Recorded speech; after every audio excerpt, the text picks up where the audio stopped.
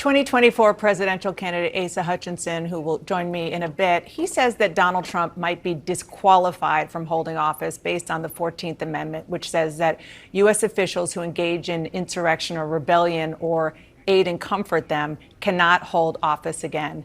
You were not only an impeachment manager in the January 6th impeachment of Donald Trump, you are a constitutional scholar. So do you agree with Asa Hutchinson on this?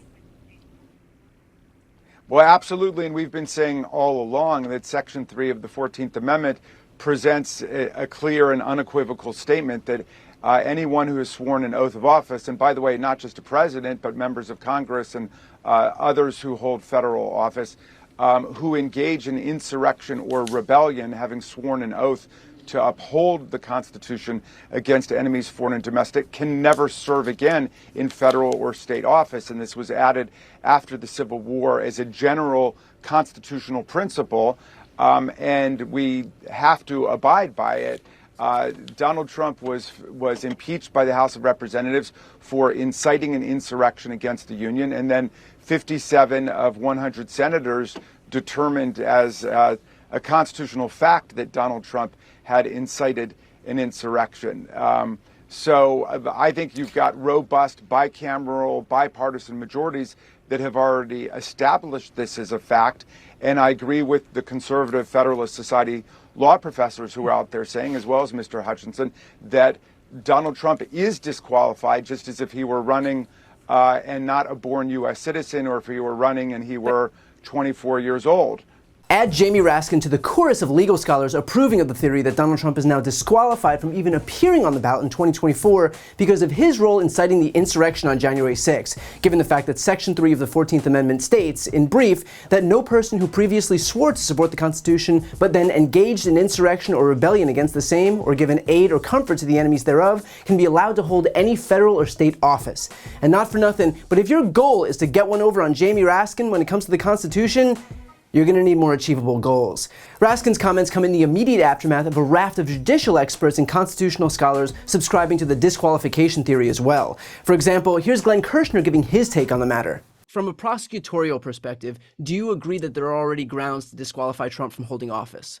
Let me not bury the lead. The answer is yes. And frankly, I got justice goosebumps watching Judge Luttig, who is kind of a lion of a constitutional scholar on the conservative side, on the right, and Professor Lawrence Tribe, who is a lion and a constitutional scholar on the left. When I watched those two men come together, both on TV and in a written op-ed, and say that we have both studied this issue, as have other constitutional scholars, and we have concluded that the 14th Amendment, Section 3, is self-authenticating, and Donald Trump is disqualified from being placed on the ballot by secretaries of state.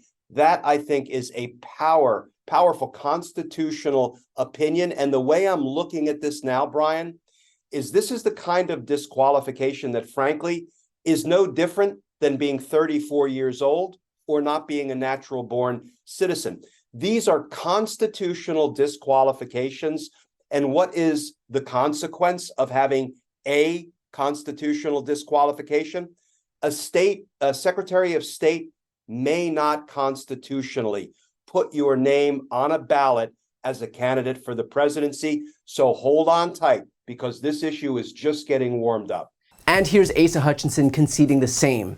But what I want to point out is I'm not even sure he's qualified to be the next president of the United States. And so you can't be asking us to support somebody that's not perhaps even qualified under our Constitution. And I'm referring to the 14th Amendment that a number of legal scholars said that he is disqualified because of his actions on January 6th. So what would you have officials in your state, any other state, do based on the 14th Amendment? Would you have them just leave Trump off the ballot, off the primary ballot, off the general election ballot?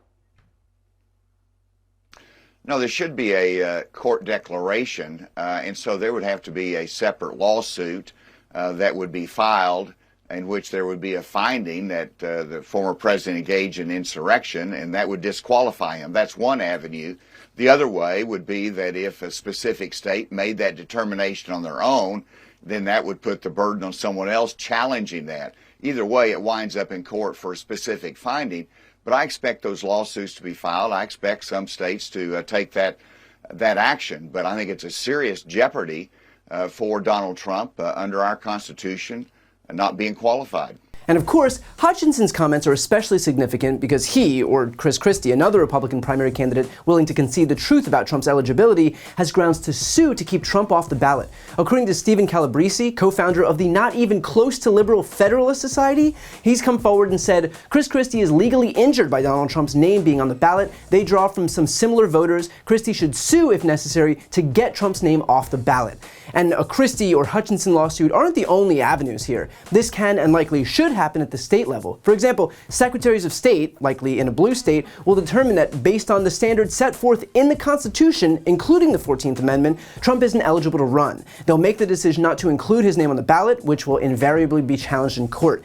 At the same time, a secretary of state in a red state will likely make the determination that they don't care what the Constitution says, that they want Trump's name on the ballot regardless of the fact that he's no longer eligible based on the 14th Amendment. And so they'll include his name on the ballot, and that too will be challenged in court. And those lawsuits will hop from state court to federal court, given the fact that electing the President of the United States is a federal issue, and it's all but certain that it'll make it all the way up to the Supreme Court, which will have the final say.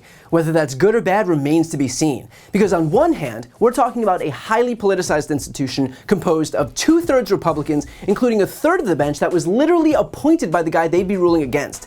But on the other hand, if the Supreme Court finds that the constitutional requirements don't apply to Donald Trump, then they're effectively placing him above the Constitution.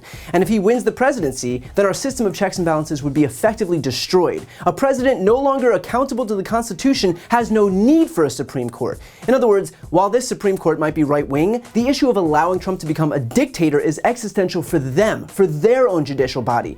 Meaning, while they might be content to ally with him on political issues, they might not be so quick to undermine their own existence and power. And look, I get that Republicans will see this and immediately cry foul, suggesting, as they always do, that Democrats are doing anything they can to prevent Trump from running. But remember, no one forced Donald Trump to incite an insurrection. In fact, the people trying to prevent him from doing this the most were the Democrats. Had he deigned to listen to the very people who he's busy vilifying right now, he wouldn't even be in this position. But he summoned them to the ellipse. He chose to incite that mob to violence. He told them to march to the Capitol. He told them to pressure Mike Pence into doing something he had no power to do. If the Trump team wants to cast blame, they'd be well served to look at the person that they work for. So at this point, we can either decide to defer to the US Constitution, which lays out very clearly that based on the qualifications set forth, Donald Trump is not eligible to run in 2024, or we can listen to the very person who violated that Constitution. This issue is certain to play itself out in the coming months, but the law is clear. Donald Trump is no longer qualified to run for president in the United States. Before you go, I need some help. Please subscribe to this channel and do your part to help grow the progressive media ecosystem.